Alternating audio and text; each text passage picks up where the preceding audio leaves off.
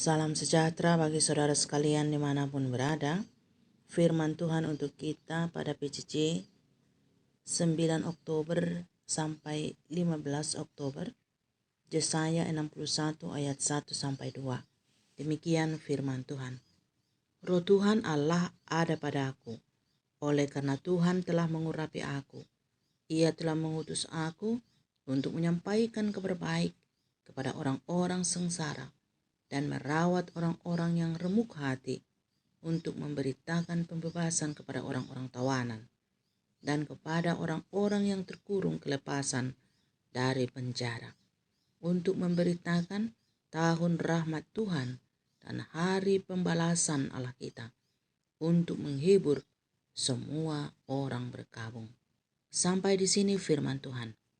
Saudara-saudara yang terkasih di dalam Yesus Kristus, nubuatan Yesaya ini merupakan gambaran Mesias dan pengurapannya.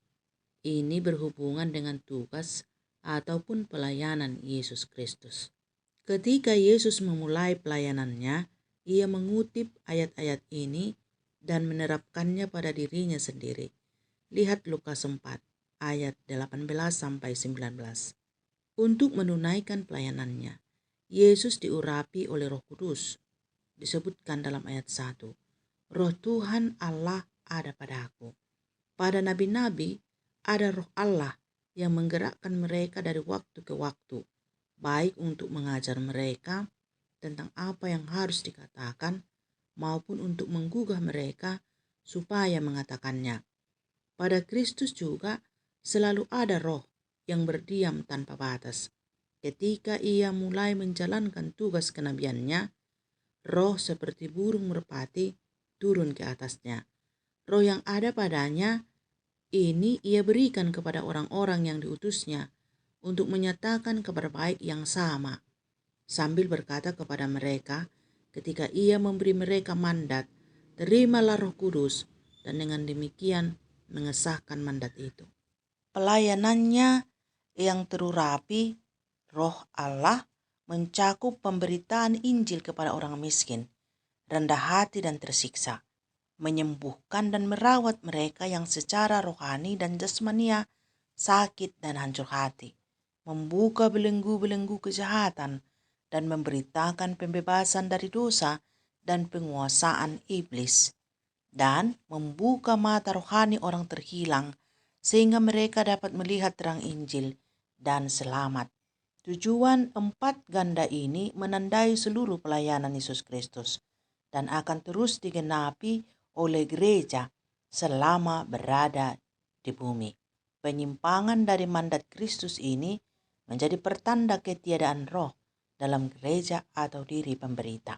Inilah yang dikerjakan Kristus dan seluruh yang diutusnya yang diurapi oleh Roh Allah.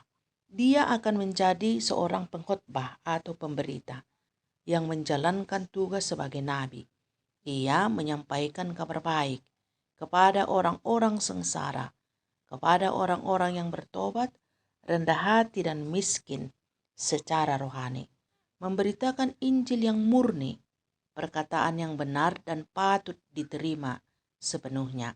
Selain itu, pemberitaannya akan menjadi penyembuh untuk orang-orang yang remuk hati, seperti anggota-anggota tubuh yang sakit dirawat untuk membuatnya lega, seperti tulang-tulang yang patah dan luka-luka yang berdarah dibalut supaya dapat rapat dan tertutup kembali.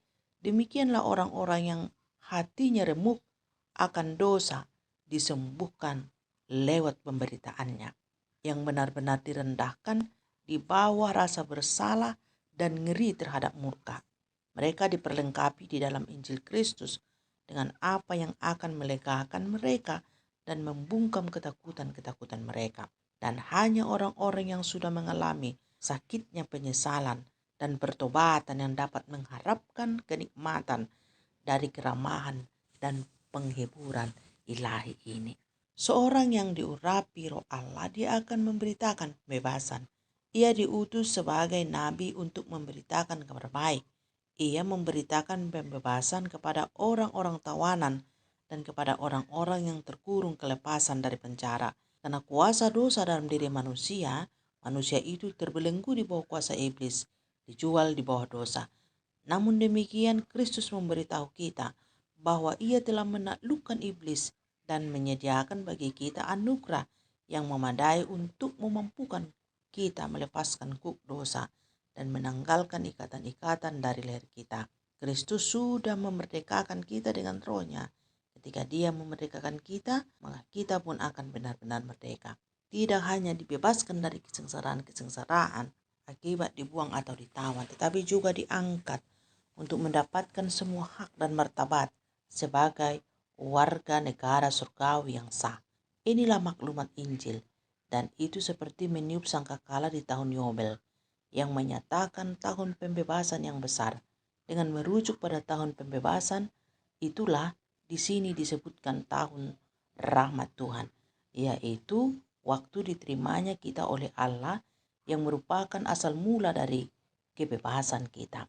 Atau disebut juga dengan tahun Tuhan, karena tahun itu memberitakan anugerahnya yang cuma-cuma bagi kemuliaannya sendiri.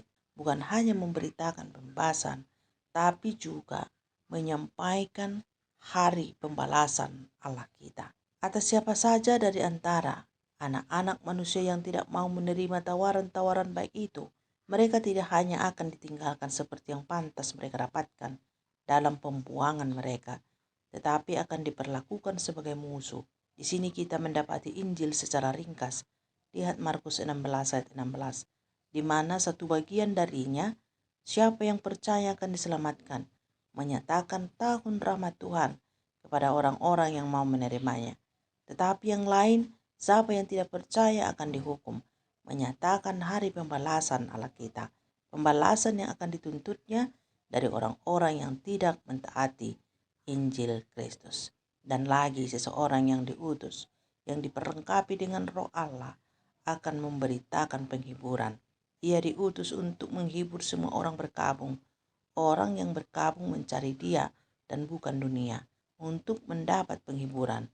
Kristus tidak hanya menyediakan penghiburan bagi mereka dan menyatakannya, tetapi juga menerapkannya kepada mereka. Dia betul-betul menghibur mereka dengan rohnya. Ada kecukupan dalam dirinya untuk menghibur semua orang berkabung. Penghiburan ini akan didapat oleh mereka yang berkabung menurut kehendak Allah. Untuk orang-orang seperti inilah Kristus telah menetapkan dengan Injilnya dan akan memberikan dengan rohnya penghiburan-penghiburan yang tidak hanya akan menopang mereka di bawah duka-duka cita mereka, tetapi juga mengubahnya menjadi nyanyian-nyanyian pujian. Demikianlah harusnya gereja berada di bumi ini, sama seperti Kristus melayani, memberitakan kabar baik. Gereja pun harus selalu dipenuhi roh Allah untuk dapat memberitakannya, sama seperti Yesus telah memberitakannya. Amin. Amin.